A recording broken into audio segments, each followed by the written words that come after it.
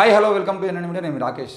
Warangal Hanamkonda RTO ఆఫీసులకు సంబంధించినటువంటి విషయం మీద మనం చేసినటువంటి వీడియోలు మీరు అందరూ చూసే ఉంటారు. వరంగల్ ఆర్టీఓ ఆఫీసులో ముఖ్యంగా హన్మకొండ ఆర్టీఓ ఆఫీసులో జరుగుతున్నటువంటి దందా ఏదైతుందో ఆ దందాకు సంబంధించినటువంటి విషయం మీద మనం 2 వీడియోలు చేయడం జరిగింది. మరి ఏం జరుగుతుంది, ముగ్గురు మోటార్ వెహికల్ ఇన్స్పెక్టర్స్ అక్కడ ఉండేది ఉంటే ఒక్కొక్క మోటార్ వెహికల్ ఇన్స్పెక్టర్ దగ్గర కనీసం 3 ఏజెంట్ల పేరుతో బ్రోకర్లు, ఆ బ్రోకర్లకు ప్రత్యేకమైనటువంటి ఏజెంట్లు.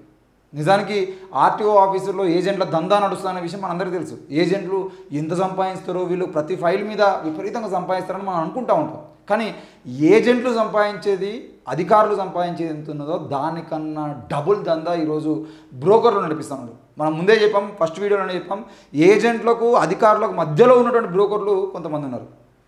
ఈ బ్రోకర్ల ద్వారా ఫైల్ పోతేనే అధికారులు సంతకం పెడతారు. ఈ ఏజెంట్లు ఎవరైతే ఉన్నారో ఏజెంట్లు జనాల దగ్గర నుండి ఫైల్స్ తీసుకొచ్చి అధికారులకు ఇవ్వకుండా అధికారుల బ్రోకర్లు ఎవరైతే ఉన్నారో వాళ్లకు ఫైల్స్ అప్పచెప్పాలి. మనము చేసినటువంటి 2 వీడియోల తర్వాత హన్మకొండ నగరంలో ఉన్నటువంటి ప్రజా సంఘాల నాయకులతోని, లేదంటే అక్కడే ఉన్నటువంటి చోటామోటా జర్నలిస్టులతోని, లేదంటే నాకు బాగా దగ్గర ఉన్నటువంటి విద్యార్థి సంఘాల నాయకులతోని ఫోన్లు చేయించి మాట్లాడడానికి ప్రయత్నం చేస్తూ ఉన్నారు. ఒకవేళ నేను మీరు అనుకున్నట్టుగానే ఆ వీడియో చేసి ఏదో పైసలు తన్నుకుందామనే ప్రయత్నం చేసేది ఉంటే వేరే రకంగా ఉండు.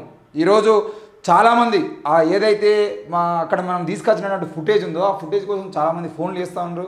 స్థానికంగా ముఖ్యంగా హన్మకొండ నగరంలో ఉండేటువంటి జర్నలిస్టులు కానీ మిగతా వాళ్ళు కానీ చాలామంది ఫోన్ చేసి అన్న దానికి సంబంధించినటువంటి మీరు మాట్లాడిన అంశాలకు సంబంధించినటువంటి ఫోటోలు వీడియోలు ఇవ్వండి అని అంటే 1-2 ఫోటోలు పంపిస్తేనే వాళ్ళు అవునా అన్న ఇంత దారుణమా అని చెప్పేసి మాట్లాడుతున్న పరిస్థితి. మాకు తెలియదా ఆర్టీఓ ఆఫీస్ పక్కన నుండి కేసీ కెనాల్ పక్కన ఉన్నటువంటి హనుమాన్ టెంపుల్ దగ్గర మీరు చేస్తున్నటువంటి దందాకు సంబంధించినటువంటి వీడియోలు డ్రోన్ విజువల్స్తో సహా ఉన్నాయి. మీ అందరి దందా తెలుసుకోవడం కోసం మేము అక్కడ చేయనటువంటి కథ లేదు. మీరు బయట రోడ్ల మీద స్కూటీల మీద నిలబడి ఫైళ్ళ మీద సంతకాలు పెట్టించుకొని ఆర్టీఓ ఆఫీస్ దగ్గరకు వచ్చినటువంటి వ్యక్తుల్ని ఆర్టీఓ ఆఫీసులోకే పోకుండా మీరు బయట పని చేసి ఎట్లా పంపిస్తారు?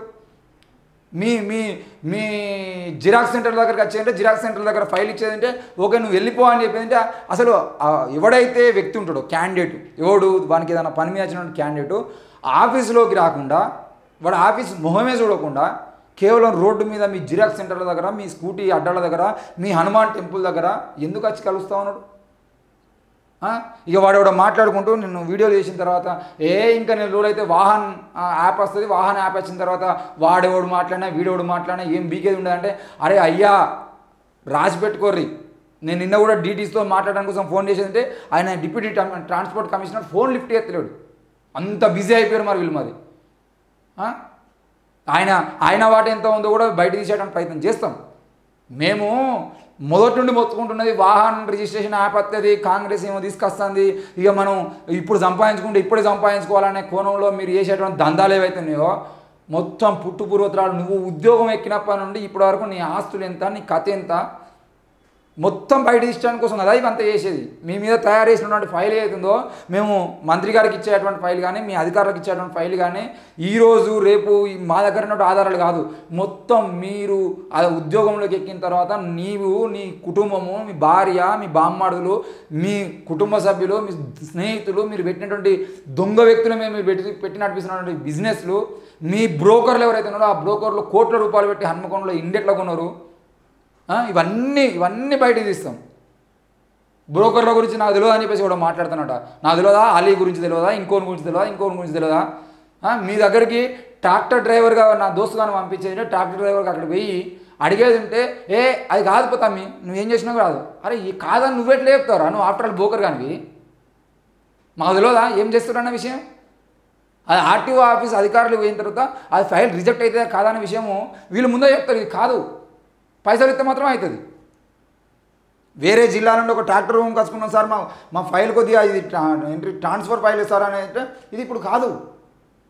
వీడు ఆర్టీఓ అధికారి అన్నట్టు వీడికి చదువు రాదు చక్కగా, వీడు చదువుకున్నాడు కాదు, కనీసం ఆ ఆర్టీఓ ఆఫీసులో చిన్న ఉద్యోగస్తుడు కాదు.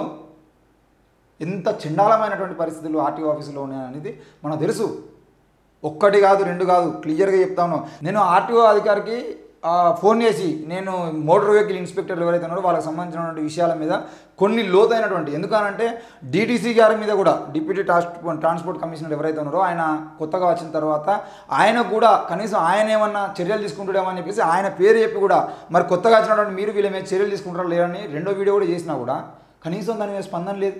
ఎందుకు ఈయన కూడా ఏమైనా వాటా ఉన్నదా అని చెప్పేసి తెలుసుకుందామని నాకు ఉన్నటువంటి డౌట్లను ఒక ప్రశ్నల రూపంలో అడిగితే ఆయన దగ్గర నుండి ఏం సమాధానం అవుతుంది, అవసరమైతే ఆయన టైం ఇచ్చేది ఉంటే ఒకసారి వెళ్ళి కలుద్దాము, కెమెరామెన్ తీసుకెళ్ళి ఫేస్ టు ఫేస్ మనం ఇంటర్వ్యూ లాంటివి చేద్దాము.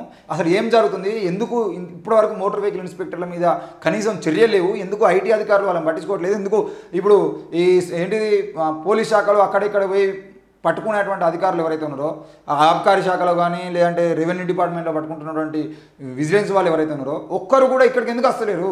ఇక్కడ ప్రతి ఫైలు నీకు ఆ ఎంఆర్ఓ ఆఫీసులోనో లేదంటే పోలీస్ స్టేషన్లోనో లేకపోతే ఇంకో దగ్గరనో వాడు ఎప్పుడో ఒక ఫైల్లో పైసలు తీసుకుంటాను కావచ్చు, కానీ ఇక్కడ ప్రతి ఫైల్ మీద పైసలు తీసుకుంటారు కదా. ఇది మొత్తం దందానే కదా.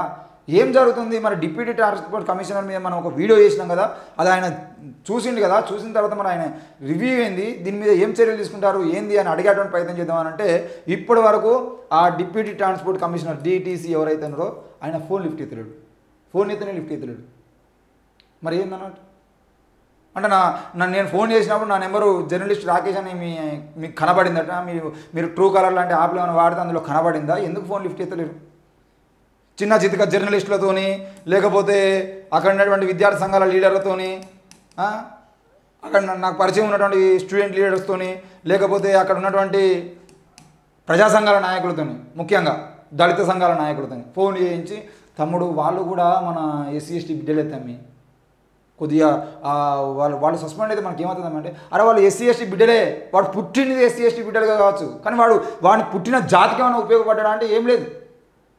వాని బ్రోకర్లు కనీసం వాని పేరుతో సంపాదించుకున్న బ్రోకర్లు ఎవడన్నా వీని జాతోడు ఉన్నా అంటే అది కూడా లేదు.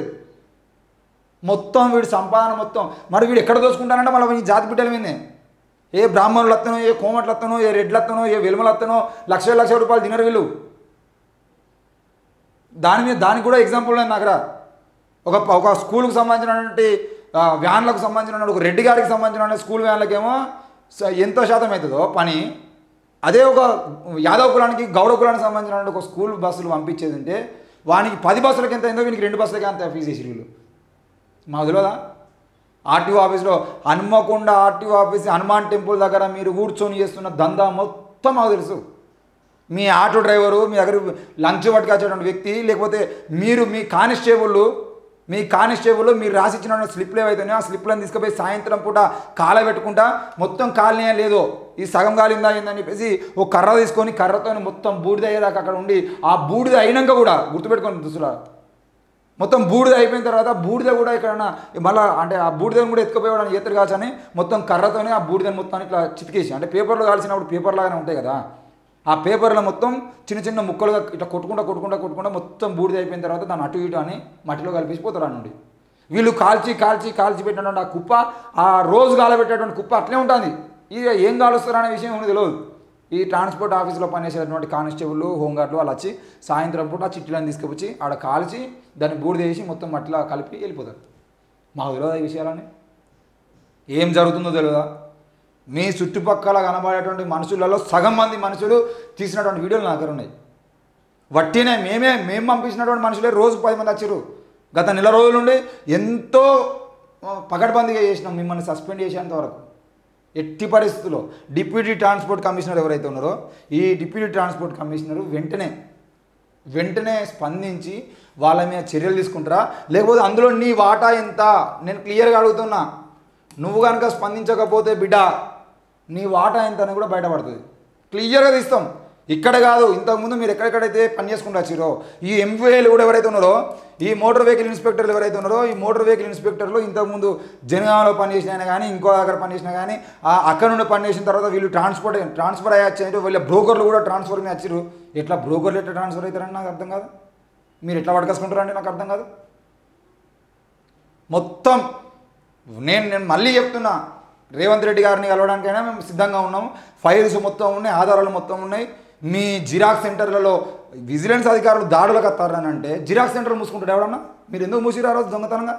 అంటే మీ జిరాక్స్ సెంటర్లలో ఏం దొంగ ఫైలు ఉండకపోతే ఆర్టీఓ అధికారి ఆఫీసులో విజిలెన్స్ అధికారులు దాడికి వస్తున్నారంటే బయట జిరాక్స్ సెంటర్లు బంద్ చేసుకున్నారు. మీరు సంవత్సరాలు అయితే జిరాక్స్ సెంటర్లు ఎందుకు బంద్ చేసుకున్నారండి? మీరు మంచోళ్ళు అయితే ఎందుకు బంద్ చేసుకున్నారండి? ఎంత దారుణం అని అంటే కరోనా సమయంలో కూడా వీళ్ళు ఫైల్స్ మూవ్ చేసిరండి.